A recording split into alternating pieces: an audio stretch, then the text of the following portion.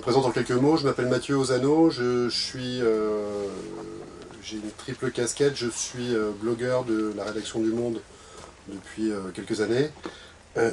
J'ai commis un gros pavé qui est là, qui est une histoire du pétrole qui a été publié l'an dernier aux éditions La Découverte. Alors vous allez le voir dès le premier slide, en fait c'est plus exactement une histoire de la manière dont, plutôt qu'une histoire de l'industrie pétrolière, c'est une histoire de la manière dont l'abondance énergétique a transformé le monde par elle-même. Et puis, troisième et dernière casquette, la principale aujourd'hui, je travaille avec Jean-Marc Jancovici, que vous connaissez sans doute pour la plupart, dans son groupe de réflexion sur la transition énergétique. Je fais un peu, je dois être mégalo, je fais le passé, le présent, et maintenant je travaille un peu sur l'avenir. Donc le passé aujourd'hui part mon hypothèse de départ pour raconter cette histoire de la manière dont l'abondance énergétique par elle-même a permis de transformer le monde. Elle part d'un postulat qui est assez bien retranscrit par cette phrase, qui figure à l'entrée du musée du pétrole en Chine, à l'endroit où le pétrole a été, vous le savez peut-être, que la Chine est un très important producteur pétrolier, il produit plus de 3 millions de barils jour. Se pose la question aujourd'hui de la maturité de cette production, qui est sans doute pas très loin d'un pic et d'un déclin. Et puis cette découverte historiquement du pétrole dans les années 50, pour la Chine, dans l'essor de la Chine en tant que puissance industrielle, bien entendu, a joué un rôle décisif.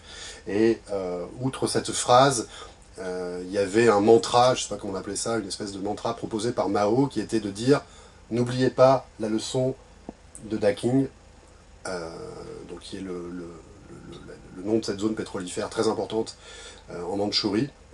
N'oubliez pas cette leçon, ça signifie « sans ça, on n'aurait pas grand-chose en termes de possibilités de développement ». Voilà, donc c'est tout un tas d'indices comme ça, retranscrits par de grandes figures historiques, je vais en donner quelques exemples, qui ont suscité en moi cette envie de raconter la manière dont l'accès aux ressources pétrolières a permis d'abord à dessiner des rapports de force fondamentaux géopolitiques, mais aussi, au-delà de ça, a permis à des puissances politiques, économiques et même individuelles, je pense aux Bush par exemple, à la famille Bush, à la dynastie Bush, de s'exprimer, d'exister. En réalité, vous êtes tous physiciens ici, quand on parle de puissance, qu'on parle de puissance politique ou de puissance économique, ou même de puissance individuelle, on parle d'énergie, puisque la puissance est un rapport entre l'énergie et le temps. Voilà, donc à l'entrée du musée du pétrole à Daking en Chine est marquée cette phrase: le pétrole a une relation compacte avec la force politique, économique et militaire d'un pays. Ouais, c'est un peu mon hypothèse en fait de départ. Et quand on parle de force, de relations compactes, moi j'avais en tête des graphiques comme ça, qui, sans dire qui de la poule ou de l'œuf a commencé, montrent que effectivement cette relation compacte, c'est que si vous voulez avoir de la croissance économique, il vous faut, jusqu'à preuve du contraire, une croissance dans un ordre de grandeur équivalent de la production d'énergie en général, et de pétrole en particulier. Et puis ça, c'est un graphique qui a une valeur heuristique, je pense, je le sais, pour pas mal de gens qui observent ces phénomènes, qu'on doit d'ailleurs à Jean-Marc Jancovici, qui, tout bêtement, je ne sais pas si c'est vraiment le premier qui l'a fait, mais en tout cas, ce graphique-là a marqué beaucoup d'observateurs de l'histoire économique. Tout simplement, si vous mettez en abscisse la croissance, l'évolution en ordonnée l'évolution ici du PIB mondial et en ordonnée la consommation mondiale d'énergie, vous voyez que la transition énergétique, pour l'heure, demeure une vue de l'esprit. Alors, quelques illustrations de cette relation compacte à travers l'histoire du XXe siècle, qui est une histoire, bien entendu, de l'expansion économique, mais de conserve également une histoire de l'expansion énergétique. J'aime bien employer cette expression de conserve, je la réutilise très souvent. En réalité, en bon français, l'expression adaptée n'est pas de concert, mais de conserve. C'est une expression maritime qui signifie que quand notamment les bateaux d'exploration portugais descendaient les côtes de l'Afrique, où toute frégate qui allait découvrir des côtes amenait avec elle une conserve, qui était un bateau plus ventru, et qui transportait le fret, les vivres, les pièces de rechange, etc. Donc là, on pourrait dire en quelque sorte que expansion économique et expansion de la production mondiale d'énergie, et en particulier la production de pétrole, ont avancé de conserve depuis le début de la révolution industrielle. Donc là, vous avez Lord Curzon, qui au lendemain, pratiquement à la fin, je crois que c'était en novembre 1918, a déclaré en quelque sorte: les Alliés ont remporté la guerre sur une vague de pétrole. On sait très bien que les armes, la mécanisation des armes d'assaut ont joué un rôle décisif dans la capacité à rompre la guerre de tranchées. Et là, voilà, pour illustrer ça, j'ai mis la photo du char FT Renault, qui était utilisé notamment par les Américains et le jeune général Patton. Je ne sais pas s'il était général d'ailleurs à l'époque. Ça, c'est une phrase qui paraît, qui a pour moi extrêmement éclairante. Le président Coolidge est le président de ce qu'on appelle aux États-Unis les Roaring Twenties. On ne parle pas des années folles. Les Roaring Twenties, comme le rugissement, on peut penser au rugissement du lion de la métro de Goldwyn-Mayer à Hollywood. Il se trouve que Los Angeles a littéralement poussé sur un champ pétrolier. Et donc, Coolidge, et quand on dit roaring, en général aux États-Unis, on pense à un moteur. On peut penser au moteur de la Renault F2, pas la Renault FT en l'occurrence, mais de la Ford T par exemple, ou des premières Cadillac. Et Calvin Coolidge, dans une analyse géostratégique qu'il écrit dans les années 20, écrit ça: il est probable, il est possible que la suprématie d'une nation soit en dernier ou en premier ressort, dépendant, tributaire de sa capacité à précisément mettre la main sur des ressources adéquates en pétrole. Et c'est ce que la diplomatie et l'armée américaine va s'employer à faire tout au long du XXe siècle. Et cette projection au niveau international de la diplomatie américaine, avec des spécialistes au département de l'énergie, des équipes de spécialistes des questions pétrolières dès les années 20, commence précisément au moment où cette grande fourmilière qui est l'industrie américaine, qui devient à ce moment-là la première du monde, ne se suffit plus tout à fait de ses propres ressources en pétrole, qui sont les premières du monde. On croit souvent que la dépendance américaine au pétrole, les importations au pétrole étranger, commencent dans les années 50-60. En réalité, on la voit déjà poindre dans les années 20, avec un phénomène qui est un phénomène de pic et de déclin pétrolier, qui est le déclin de la Pennsylvanie, qui est la première zone pétrolifère aux États-Unis, qui commence à décliner dès la fin du XIXe siècle, et dont le déclin se poursuit. Et il se trouve que les ressources énergétiques, bien entendu, des États-Unis sont extrêmement abondantes. Et c'est très intéressant de voir que dans les années 20, au moment où, au sortir de la Première Guerre mondiale, énormément de stratèges militaires en particulier, mais pas seulement américains, se posent la question du déclin de la Pennsylvanie. Ils se disent: mon Dieu, comment est-ce qu'on va faire pour faire continuer à faire fonctionner cette grande machinerie qui est devenue l'industrie américaine? Et Dieu pourvoit avec la découverte et la mise en exploitation, enfin plus exactement la mise en exploitation massive de la Californie, du sud de la Californie, et l'intensification de l'exploitation au Texas. Alors un autre personnage malheureusement incontournable du XXe siècle a fait ce constat de cette relation compacte entre la volonté de puissance, pour employer une expression très marquée, la volonté de puissance et la capacité physique à exprimer cette puissance. Il se trouve que les deux grands mouvements stratégiques offensifs de la Seconde Guerre mondiale ont tout à voir avec la volonté précisément de la part des puissances de l'Axe, du Japon et de l'Allemagne, de mettre la main sur des ressources en énergie adéquates pour effectuer la puissance, dans un cas de l'Allemagne nazie et dans l'autre cas de l'Empire japonais. Ces deux grands mouvements stratégiques sont d'une part, on peut les raconter à travers les deux batailles sans doute les plus emblématiques de la Seconde Guerre mondiale, que sont Stalingrad et Pearl Harbor. Dans le cas de Stalingrad, c'est littéralement la volonté de mettre la main sur le pétrole de Bakou, qui constituent la plus belle source de pétrole sur le continent eurasiatique. Vous l'avez exprimé là par Adolf Hitler en personne. Et dans le second cas, Pearl Harbor, l'idée stratégique explicite consiste à repousser. Il faut savoir que la flotte nippone et l'empire japonais de manière générale étaient dépendants, quasiment totalement dépendants du pétrole californien, précisément le pétrole qu'on voit ici à Los Angeles. Donc si le Japon devait gagner une indépendance énergétique pour déployer ses volontés impérialistes, il lui fallait avoir, bien entendu, sa propre source d'énergie pour effectuer sa puissance. Et cette source d'énergie, ce sont les Indes néerlandaises, ce qui est devenu l'Indonésie, qui sont à l'époque le troisième grand pôle de développement primordial du pétrole, avec les États-Unis et Bakou. Donc l'idée de Pearl Harbor, c'est de repousser la flotte américaine le plus profond dans le Pacifique pour fondre sur les Indes néerlandaises. Et enfin, au sortir de la Seconde Guerre mondiale, Harold Ickes, qui était chargé de l'administration pétrolière américaine, a cette phrase que je vous laisse le temps de lire, qui est très forte. La couronne de l'Amérique, symbole de la suprématie des États-Unis en tant qu'empire mondial du pétrole, est en train de lui glisser sur les yeux.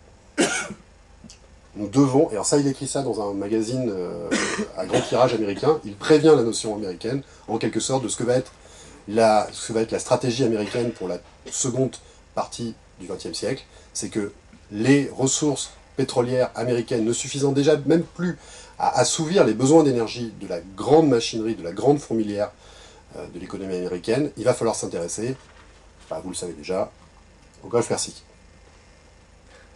Avec bon, je ne vais pas m'étendre là-dessus, j'imagine que vous connaissez, c'est voilà, un immense événement, je pense, en termes d'impact sur ce qui est devenu le monde dans la seconde moitié du XXe siècle. Cette rencontre entre Roosevelt et Ibn Saoud à une semaine après Yalta, alors que Roosevelt était très fatigué, a eu sans doute au moins autant d'importance que la conférence de Yalta que tout le monde connaît. Puisque, jusqu'à y compris à travers le 11 septembre et la suite de l'histoire, cette guerre de 2003, cette invasion américaine en Irak, on a ici noué un drame qui se poursuit encore, à mon sens, y compris aujourd'hui à travers ce qui se passe en Syrie et au nord de l'Irak. Alors, je voudrais revenir brièvement sur cette notion d'or noir. C'est intéressant, je crois que Pierre René a fait partie des gens qui m'ont fait saisir bien cette notion d'or noir. Pourquoi est-ce que le pétrole, alors c'est une autre partie c'est un autre fil de narration dans l'histoire du pétrole que j'ai écrite, c'est la manière dont non seulement le pétrole était la ressource énergétique la plus adéquate, la moins chère, la plus pratique en quelque sorte, mais également que ses propriétés physiques lui ont permis de devenir la plus belle source de profit, et il y a peut-être, c'est assez mystérieux, en même temps très littéral, et en même temps très, très mystérieux, ce recouvrement entre source d'énergie et source de profit, mais il se trouve que le pétrole les profits du pétrole ont structuré l'émergence de ce qui est devenu le capitalisme, et en particulier de Wall Street. Et pourquoi ça a été à ce point structurant? Parce qu'il n'y a pas, l'homme n'a jamais mis au jour une plus belle source de profit que le pétrole, pour des raisons bêtement, j'allais dire écologiques. J'ai envie de dire écologiques, alors je le dis, parce que jusqu'à il y a encore assez peu de temps, le pétrole jaillissait de sa propre pression, il était universellement nécessaire, et donc il devenait naturellement l'or noir, c'est-à-dire que vous avez un investissement, enfin en tout cas à la belle époque, au temps de Rockefeller en tout cas c'était certainement le cas, vous aviez un investissement initial à faire, un truc, pour parler vulgairement, et le pétrole remontait de sa propre pression, et ensuite vous étiez assis sur une source de profit garantie, avec des taux de profit supérieurs à 100% par an, par exemple en Iran à l'époque du Shah.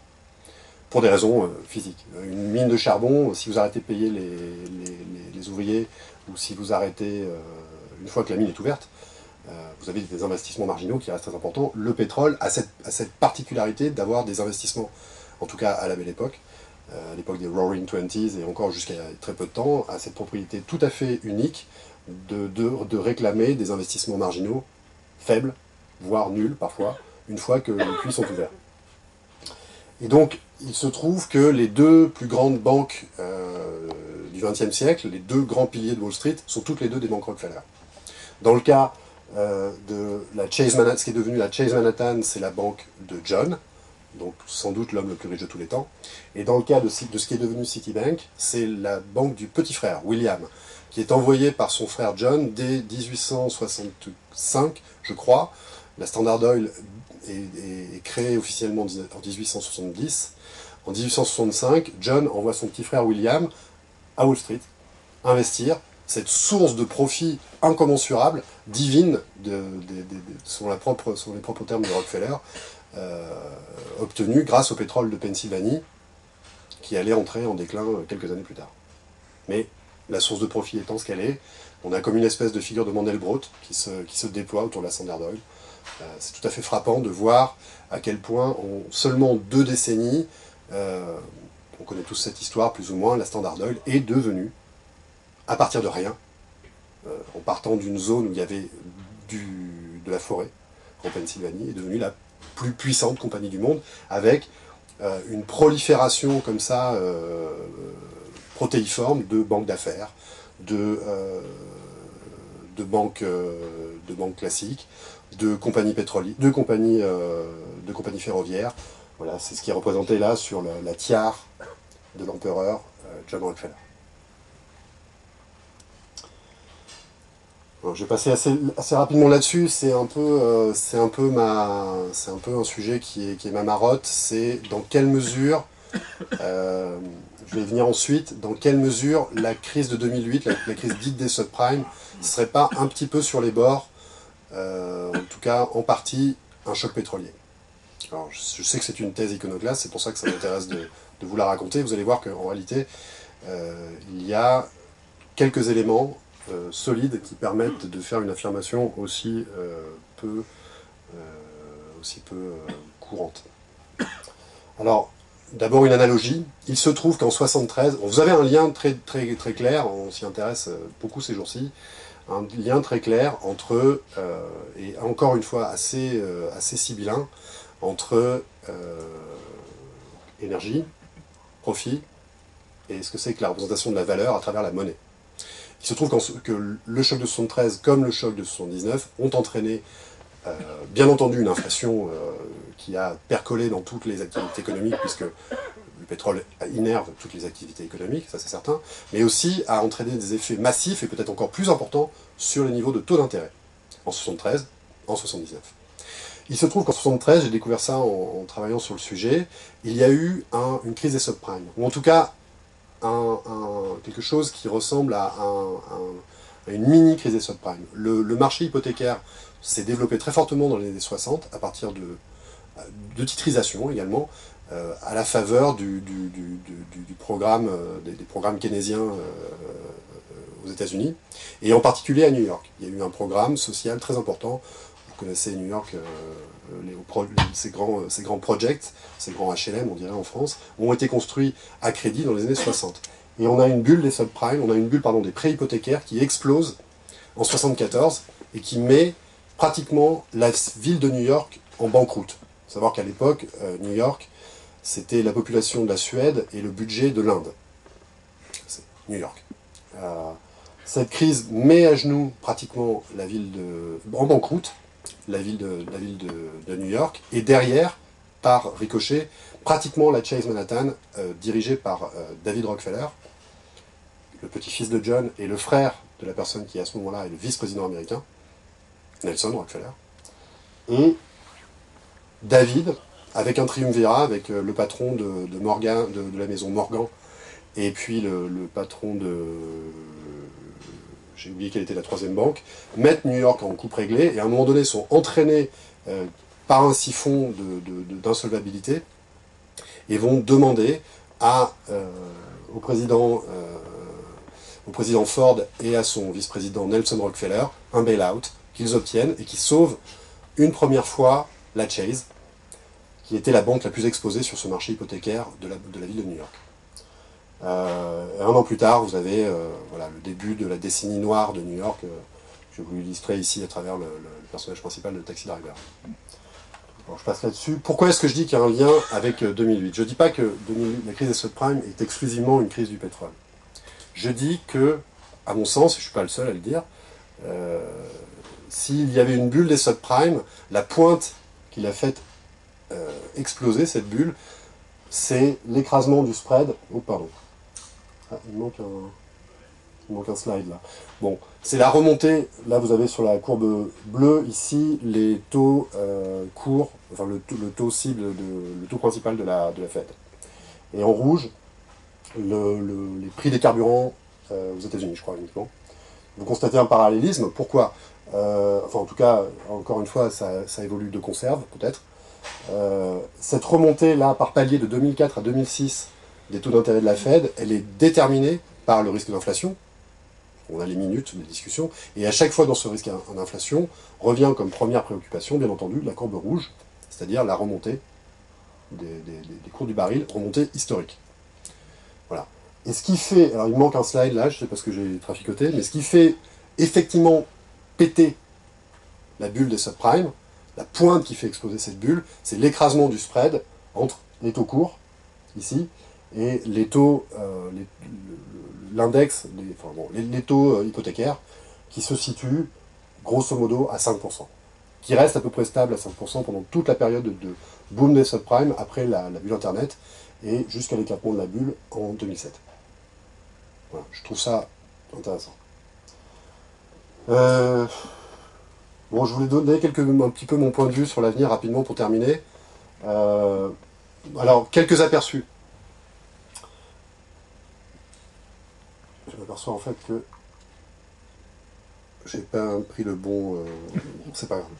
Il y a quand même quelques éléments. Où est-ce qu'on en est aujourd'hui avec la chute des cours du baril ? Donc un peu pour empiéter sur ce que Pierre-René a expliqué. Bon, d'abord, on a effectivement, vous voyez ici, une stagnation de la production mondiale de pétrole liquide classique. Elle est où ? Elle est là. Voilà. Et vous voyez que sans tight oil, c'est-à-dire les pétroles de schiste, on serait sur ce qu'on appelle un plateau ondulant. Voilà. Et si vous enlevez la production américaine aujourd'hui, vous avez grosso modo une stagnation de la production mondiale dans une marge de 2 à 3% de part et d'autre depuis 2005. Sachant qu'entre-temps, on a triplé les CAPEX, les capitaux investis dans la production gaz, hydrocarbures, gaz et pétrole depuis 2005. Donc on a triplé l'engrais et on a une production qui, au mieux, stagne et se développe effectivement pour les pétroles non conventionnels. Alors là, pareil, j'avais mis ça à jour, je suis désolé, vous savez que la production aux États-Unis est rentrée en déclin. On est pratiquement, c'est assez ironique, on est pratiquement revenu en avril dernier au niveau, on est à un demi-million de barils jour du niveau record du fameux pic de 1970. Et là, on a un déclin qui commence à être prononcé, et sachant que beaucoup de contrats protégés, hedgés, arrivent à maturité en ce moment, moi je mettrais un petit billet pour penser que la production va sacrément s'effondrer si les cours ne remontent pas. Il n'y a pas tellement de raisons, notamment compte tenu des stocks. Je pense que toute l'industrie pétrolière va suivre. Je pense, tout le monde le dit, c'est une évidence. Toute l'industrie pétrolière va sacrément souffrir en 2016, et je pense que les producteurs indépendants américains de pétrole de schiste sont en première ligne. Donc là, on a eu un pic en avril, on est déjà à moins 300 000 barils jour sur un pic qui devait être à 9,4 millions de barils jour. Donc c'est déjà significatif. Ça, j'aime bien le rappeler. Avant, ça date de mémoire de début 2014. C'est une projection faite par Washington pour des raisons. C'est la production de pétrole de schiste pour des raisons géologiques. Donc c'était avant la chute des cours. Oui, pardon, c'est la production totale aux États-Unis. Donc, ce qui fait le bounce là, c'est bien entendu le boom des pétroles de schiste. Donc avant la chute des cours, qui ne faisait pas partie des hypothèses. Enfin, elle est ici.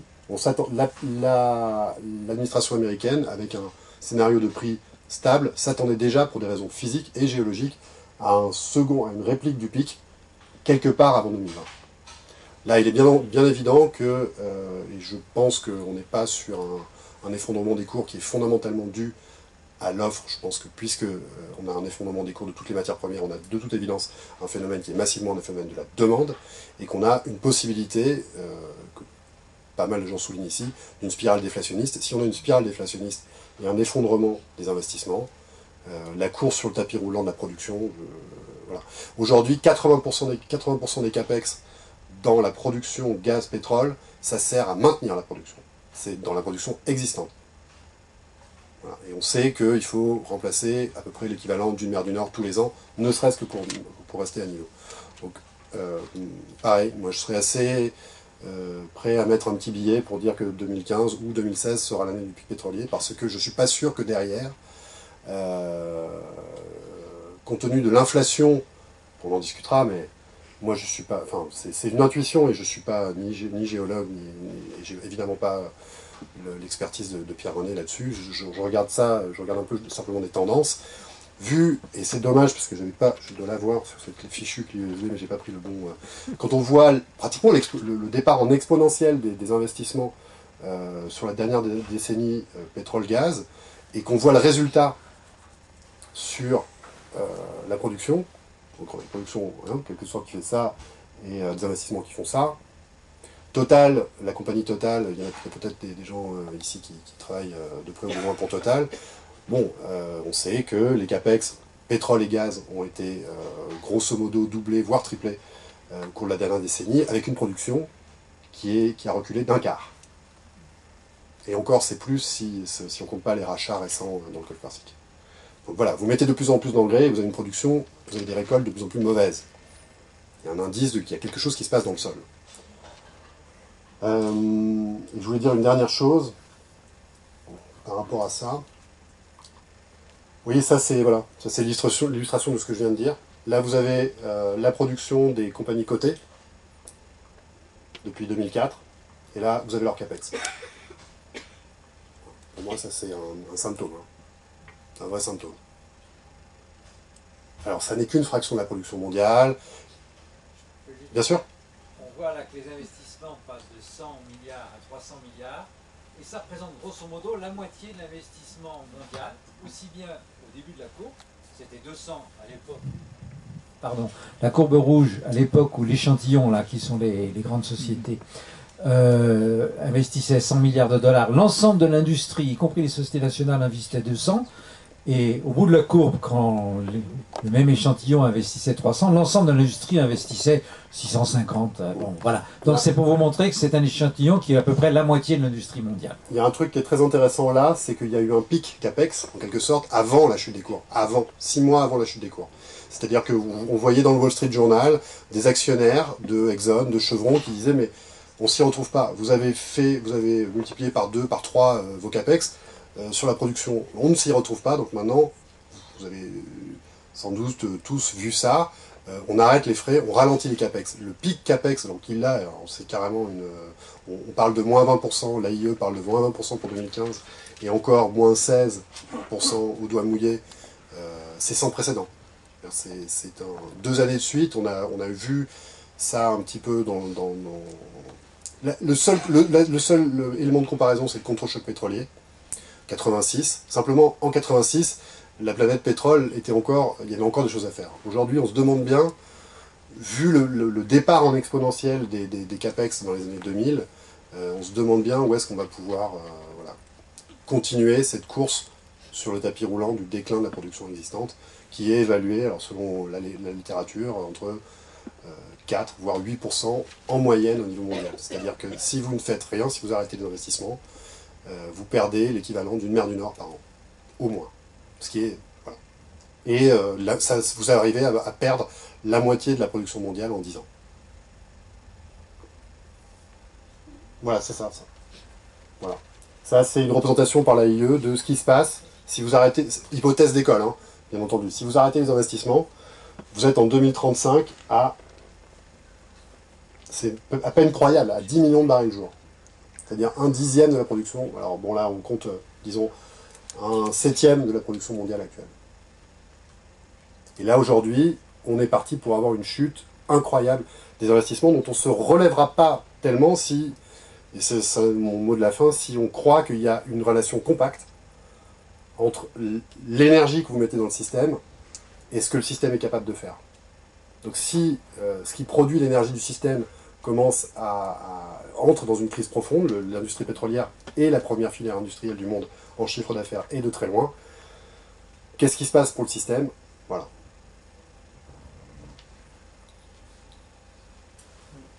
C'est une interrogation.